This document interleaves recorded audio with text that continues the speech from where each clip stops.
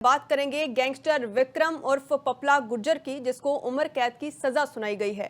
Shriram murder case में court की तरफ से ये सजा सुनाई गई। 2015 में एक बुजुर्ग जिसका नाम श्रीराम था, उसकी हत्या कर दी गई थी और इस मामले में ये सजा जो है सुनाई गई है। पुलिस की मौजूदगी में गोली मारकर हत्या की गई थी। गुर्जर के खिलाफ एक मामले में गवाह था श्रीराम, और श्रीराम को पुलिस सुरक्षा मिली हुई थी और इससे पहले भी कई मामलों में सजा जो है वो मिल चुकी है। तो बता दें कि कई मामले आज भी कोर्ट में इस वक्त विचार अधीन है और श्रीराम की बेटी और नाती की हत्या का भी इसके ऊपर आरोप है। फिलहाल बुजुर्ग श्रीराम जिसकी हत्या कर दी गई थी, इसकी तरफ से फिलहाल उस मामले में उम्र कैद की सजा जो है गैंगस्टर विक्रम और पपला गुर्जर को सुना दी गई है और एक तरीके से इंसाफ जो है वो मिलता हुआ जरूर परिवार को नजर आ रहा है।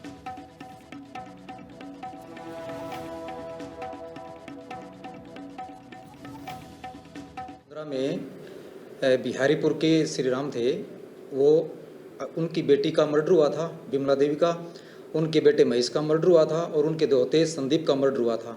वो इन सभी मामलों में गवाह थे और उन मामलों की पैरवी करते थे, जिसको लेके अभियुक्त ने अपने साथियों के साथ मिलकर श्रीराम की 2015 में मध्य रात्रि में पुलिस प्रोटेक्शन में हत्या की थी, उनके घर का दरवाज़ा तोड़कर।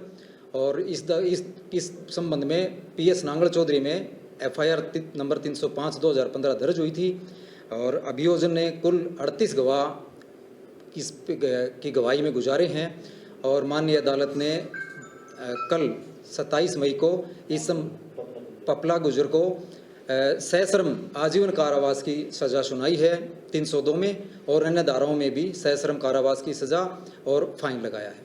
ये 2015 में ये हत्या की गई थी और बता दें कि 9 साल बाद इस मामले में अब हल्का कहा जा सकता है कि जो कार्रवाई इस वक्त हुई है, इसको लेकर ज़रूर संतुष्टि जाहिर की जा रही है, क्योंकि जिस तरीके से इस वक्त उम्र कैद की सज़ा जो है वो सुना दी गई है।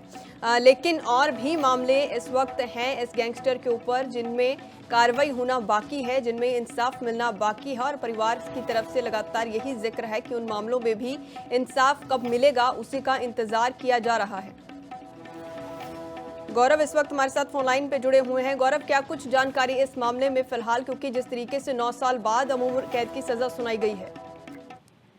देखिए अनु, ये मामला दरअसल 2015 का है और उससे पहले अगर मैं 2014 में आपको लेकर जाऊं तो तब पपला गुर्जर की पहचान एक पहलवान की थी। वो एक पहलवान था और इस तरह के अपराध से उसका दूर दूर तक कोई नाता नहीं था, लेकिन 2014 में उसके गुरु शक्ति पहलवान की हत्या हुई और उसके बाद से उसने अपराध की दुनिया में कदम रखा और हत्या करने वाले का जो संदीप था वो जेल में चला गया था और 2015 में पपला गुर्जर ने संदीप की मां के ऊपर जानलेवा हमला किया, उनके हाथ पैर तोड़ दिए थे।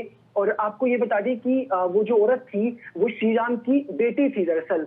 तो उसके बाद श्रीराम वहां पहुंचे, अपनी बेटी को हॉस्पिटल लेकर गए, साथ में उनका बेटा भी था महेश, और वो बाइक पर अलग से निकला था। तो बीच में पपला ने उसे रोका, उसके ऊपर हमला किया और पीट कर उसकी हत्या कर दी थी। यानी जो आप देखिए श्रीराम का बेटा था उसको भी मौत के घाट उतार दिया था। उसके बाद उसी केस में श्रीराम को गवाह बनाया गया था। बुजुर्ग थे श्रीराम जो कि पपला गुर्जर के खिलाफ गवाही दे रहे थे और उन्हें पुलिस प्रोटेक्शन तक दिया गया था। लेकिन आप देखिए कि इसका खौफ इतना था कि पुलिस की मौजूदगी में ही इसने श्रीराम के घर में घुसकर रात को उसे पीट कर मौत के घाट उतार दिया था। तो ये 2015 का वो मामला था जिसमें अब पुलिस ने उसे उम्र कैद की सजा सुना दी है। बिल्कुल गौरव, श्रीराम के जो बच्चे थे जिनको मौत के घाट उतारा था, उस मामलों में अब तक कार्रवाई कहां पहुंच पाई है?